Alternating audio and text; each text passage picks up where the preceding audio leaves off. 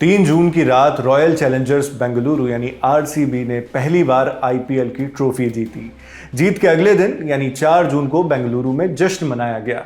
जश्न के लिए बड़ी भीड़ एक जगह एकत्रित हुई, जिसके बाद भगदड़ की स्थिति बन गई। आधिकारिक आंकड़ों के मुताबिक वीडियो के शूट होने तक इस भगदड़ के चलते 11 लोगों की जान जा चुकी है, जबकि 33 लोग घायल होने की सूचना मिली है।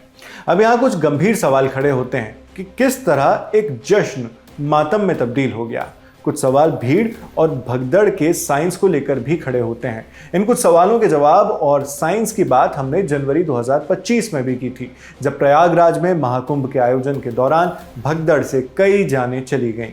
ये वीडियो पहली बार 30 जनवरी 2025 को आपके लिए लाया गया, मगर अब हालिया खबरों के चलते हम इसे एक बार फिर आपके सामने रख रहे हैं, ताकि भगदड़ के विज्ञान को समझा जा सके और इससे बचा जा सके। ऐसे में इस साइंस को लेकर क्या सवाल उठते हैं और उनके जवाब क्या हैं, जानने के लिए ये वीडियो अंत तक देखिए। अब ऐसे में सवाल उठते हैं कि उस वक्त भीड़ में मौजूद लोगों के दिमाग में क्या चल रहा होता है, भगदड़ को रोकने के लिए क्या कदम उठाए जा सकते हैं, और अगर आप भगदड़ में फंस जाएं तो क्या करें। सबसे पहले इस सवाल का जवाब कि भगदड़ मचती क्यों है। दुनिया भर के मनोवैज्ञानिकों यानी साइकोलॉजिस्ट्स और समाजशास्त्रियों यानी इकोनॉमिस्ट्स ने भगदड़ को लेकर स्टडीज की हैं। इनमें से कईयों का मानना है कि भगदड़ के पीछे एक बहुत बड़ा पहलू घबराहट है। स्विट्जरलैंड की ईटीएच ज्यूरिख यूनिवर्सिटी में कम्युनिकेशनल सोशल साइंस के प्रोफेसर डर्क हेल्बिंग अपने एक पेपर में लिखते हैं, इस तरह के ज्यादातर हादसों को लेकर धारणा यही है कि ये घबराहट की वजह से होते हैं। भीड़ में शामिल लोगों के अंदर एक किस्म का भय होता है, यानी डर होता है। एड्रेनलिन के स्तर के साथ इस डर में बढ़ोतरी होती है। लोगों के भीतर flight and fight mode active हो जाता है। इसके चलते लोग भागने लगते हैं, दूसरों को कुचल देते हैं। साइकोलॉजिस्ट अलेक्जेंडर मिंट्स अपने paper non adaptive group behaviour में लिखते हैं कि जब भीड़ में ऐसी परिस्थिति पैदा हो जाती है जिससे बड़े स्तर पर घबराहट या एंजाइटी उपजती है, तब एक दूसरे का सहयोग करने की भावना लोगों को फायदा पहुंचा सकती है। मगर जैसे ही यह सहयोग की भावना खत्म होती है तो भीड़ में मौजूद लोग एक दूसरे को नुकसान पहुंचाने लगते हैं। मिंट्स इसका एक उदाहरण भी देती हैं। मान लीजिए किसी मूवी थिएटर में आग लग गई। ऐसी स्थिति में थिएटर के अंदर मौजूद लोगों के लिए यही फायदेमंद होगा कि वो एक दूसरे को धक्का न दें। लेकिन अगर इस बीच कुछ लोग थिएटर से बाहर निकलने वाले रास्तों पर इकट्ठा हो जाते हैं और पहले निकलने के लिए धक्का मुक्की करने लगते हैं, तो इससे वहां घबराहट का माहौल बन जाता है। जो भी व्यक्ति जो दूसरों को धक्का नहीं दे रहा होता है, उसे लगता है कि वो फंस जाएगा और उसकी जान चली जाएगी। ऐसे में बड़े स्तर पर धक्का मुक्की मच जाती है और भगदड़ हो जाती है। यहां पर एक उदाहरण तिरुपति मंदिर हादसे का लीजिए। रिपोर्ट्स के मुताबिक श्रद्धालु एक पार्क में जमा थे, दर्शन के लिए टिकट लेने का इंतजार कर रहे थे। पार्क का गेट बंद था और वहां पुलिस वाले तैनात थे। इसी दौरान उन्हें पता चला कि एक बूढ़ी महिला को सांस लेने में दिक्कत हो रही है, उन्हें यानी पुलिस वालों को। कुछ पुलिस वाले आए और उस महिला को भीड़ से अलग हटाने के लिए गेट थोड़ा सा खोल दिया। लाइन में पीछे लगे लोगों को नहीं पता था कि आगे एक मेडिकल इमरजेंसी का केस है। उन्हें लगा कि टिकट काउंटर खुल गए हैं। इसके बाद पीछे के लोगों ने धक्का देना शुरू कर दिया और देखते ही देखते भगदड़ मच गई। मगर भगदड़ मचने के पीछे सिर्फ मनोविज्ञान या साइकोलॉजी ही नहीं है, फिजिक्स भी है, जिसे क्राउड टर्बुलेंस का नाम दिया गया है। स्विट्जरलैंड की सेंट गैलन यूनिवर्सिटी में सोशल साइकोलॉजी की प्रोफेसर एना सीबेन कहती हैं कि भगदड़ मचने के लिए सिर्फ ह्यूमन साइकोलॉजी ही जिम्मेदार नहीं है। उनका कहना है जो लोग भगदड़ में फंस जाते हैं उन्हें कई बार बहुत देर के बाद इस बात का एहसास होता है। प्रोफेसर हेल्बिंग ने इसे और विस्तार से समझाया है। वो भगदड़ की साइंस पर बात करते हैं और क्राउड टर्बुलेंस जैसे शब्द का इस्तेमाल करते हैं। प्रोफेसर हेल्बिंग के मुताबिक क्राउड टर्बुलेंस की स्थिति तब बनती है जब एक ही समय पर बहुत सारे लोग एक ही जगह इकट्ठे हो जाते हैं। ऐसे में उनके चलने फिरने के लिए न के बराबर जगह बचती है। फिर लोग एक दूसरे से टकराने लग जाते हैं, जिसका सिलसिला रुकता नहीं है। ये क्राउड टर्बुलेंस एक नई सिचुएशन पैदा कर देता है, जिसे हेल्बिंग ने ट्रांसमिशन ऑफ फोर्सेस का नाम दिया है। हेल्बिंग आगे कहते हैं, ये ट्रांसमिशन फोर्सेस आपस में जुड़ती जाती हैं और लोगों को अप्रत्याशित तरीके से धक्का देने लगती हैं। ऐसी स्थिति में लोगों के लिए अपना संतुलन बना पाना बहुत मुश्किल हो जाता है। संतुलन बिगड़ने पर लोग गिर जाते हैं। इससे लोगों की भीड़ में एक ब्लैक होल जैसा बन जाता है, एक के ऊपर एक व्यक्ति गिरने लगता है। भीड़ में दबे लोगों के लिए सांस लेना मुश्किल हो जाता है, दम घुटने की वजह से उनकी जान तक चली जाती है। प्रोफेसर सीबेन कहती हैं कि भगदड़ की ऐसी स्थिति इसलिए बनती है क्योंकि बहुत सारे लोग एक ही समय पर एक ही जगह पहुंचना चाहते हैं। भगदड़ मचने की जिम्मेदारी कार्यक्रम का आयोजन करने वालों पर भी आती है। कई बार आयोजनकर्ता यानी ऑर्गेनाइजर किसी कार्यक्रम में आने वाले लोगों का सही अनुमान नहीं लगा पाते और मौके पर बहुत से लोग इकट्ठा हो जाते हैं। ऐसे में व्यवस्थाएं धरी की धरी रह जाती हैं।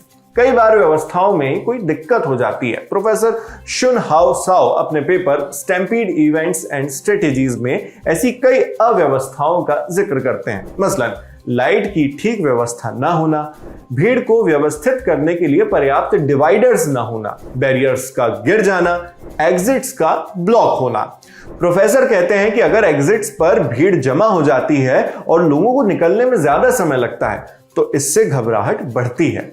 घबराहट बढ़ने से भगदड़ मचने का रिस्क भी बढ़ जाता है। प्रोफेसर आगे कहते हैं कि अगर आयोजनकर्ता यह अनुमान नहीं लगा पाते कि भीड़ किस दिशा में जाएगी, जिससे भगदड़ का खतरा और भी बढ़ जाता है। दिक्कत एक ये भी है कि लोगों को पता ही नहीं चलता कि स्थिति जानलेवा होते जा रही है। प्रोफेसर सीबेन भगदड़ के पीछे इसी तरह की एक और वजह को जिम्मेदार ठहराती हैं। उनका कहना है कि भीड़ में इंफॉर्मेशन बहुत देरी से ट्रेवल करती है, यानी भीड़ में आगे की तरफ मौजूद व्यक्ति ने अगर कुछ कहा तो उसे पीछे के व्यक्ति तक पहुंचने में बहुत समय लग जाता है।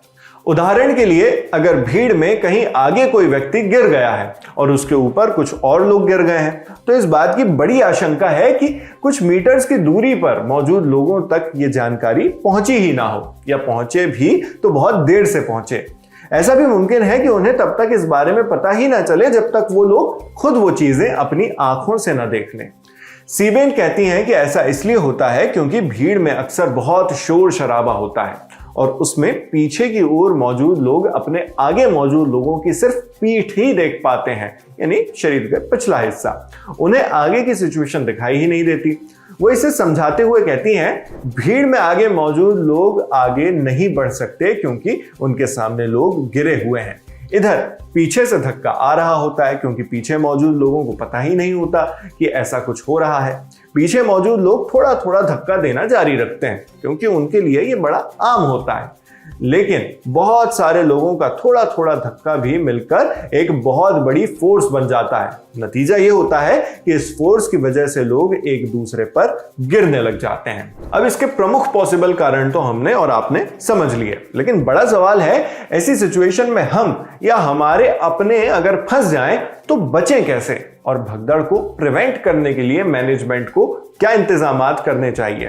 तो सबसे पहली बात तो यही है कि ऐसे किसी भी आयोजन में लोगों की संख्या नियंत्रण में रखी जाए। हालांकि हर बार ऐसा मुमकिन नहीं हो पाता। ऐसे में यह बहुत जरूरी हो जाता है कि कार्यक्रम वाली जगह पर कितने एग्जिट्स हैं और वो किन किन जगहों पर बनाए गए हैं। इसके साथ भीड़ की निगरानी और उसके मूवमेंट पर कड़ी नजर रखना भी जरूरी हो जाता है, एक तरह से भीड़ की लाइव मॉनिटरिंग। एक्सपर्ट सलाह देते हैं कि भगदड़ जैसी सिचुएशन से बचने के लिए ऑर्गेनाइजर्स को कई पहलुओं का बेहद खास ख्याल रखना होता है। सबसे पहले तो यही कि जिस जगह आयोजन होना है वहां की कैपेसिटी कितनी है और वहां कितने लोगों के आने का अनुमान है। इसके साथ ही किस एज ग्रुप के लोग आने वाले हैं, वो किस मूड के साथ आने वाले हैं, साथ ही साथ मौसम किस तरह का है, किसी प्राकृतिक आपदा यानी नेचुरल डिजास्टर का खतरा तो नहीं है, कहीं कोई साजिश तो नहीं रची जा रही। इन सभी बातों पर गौर करना पड़ता है। इसके साथ ही आयोजन वाली जगह के उन पॉइंट्स पर भी खास नजर रखनी होती है जहां बॉटल नेक जैसी स्थिति बन सकती है, मतलब एक ही समय पर एक ही जगह पर ढेर सारे लोग इकट्ठा हो जाए या हो गए हों और एग्जिट करने की कोशिश कर रहे हों, लेकिन लोगों के निकलने में ज्यादा समय लग रहा हो। इसके साथ ही ऑर्गेनाइजर्स के लिए कंट्रोल रूम, अफवाह फैलने की स्थिति में लोगों तक सही सूचना पहुंचाने की व्यवस्था, लोगों को निकालने के लिए अलग अलग प्लान और इंस्टेंट मेडिकल सर्विसेज यानी तुरंत मेडिकल सेवाएं जैसी अहम चीजों का इंतजाम करना जरूरी होता है। ये तो हुई ऑर्गेनाइजर्स और मैनेजमेंट की बात, मगर ऐसे में आम लोगों को क्या करना चाहिए, इस बारे में प्रोफेसर सीबेन बताती हैं। उन्होंने कहा, अगर आप ऐसी किसी परिस्थिति में फंस जाएं तो सबसे जरूरी है अपनी बातों को औरों तक पहुंचाना। प्रोफेसर का कहना है कि कई बार लोग इसलिए कुछ नहीं बोलते क्योंकि उन्हें चिंता होती है कि मदद के लिए चिल्लाने से दूसरों के बीच घबराहट और बढ़ जाएगी। लेकिन शुरुआत में ही मदद के लिए चिल्लाने से भीड़ के पास एकदम सही बात पहुंच सकती है और बाकी लोग को भी सिचुएशन का सही अंदाजा लग सकता है। प्रोफेसर सीबेन आगे कहती हैं कि भगदड़ की स्थिति में हर कोई एक ही दिशा में बढ़ने की कोशिश करता है। ऐसे में लोगों को यह एहसास नहीं होता कि पीछे या साइड में ऐसी जगहें हैं जहां पर भीड़ कम है और उस तरफ बढ़ा जा सकता है। इसके अलावा ऐसी सिचुएशन में लोग एग्जिट्स पर भी ध्यान नहीं देते हैं। उनका सारा फोकस बस भीड़ की दिशा में आगे बढ़ने का होता है। ऐसे में खुद को शांत रखना जरूरी है। आप इस पूरी जानकारी पर क्या सोचते हैं हमें कमेंट बॉक्स में लिखकर जरूर बताइएगा। आपके लिए पूरी जानकारी इकट्ठी कर इस वीडियो की स्क्रिप्टिंग की थी हमारे साथी मुरारी ने। मैं हूं नावेद, देखते रहिए दी लंदन टॉक।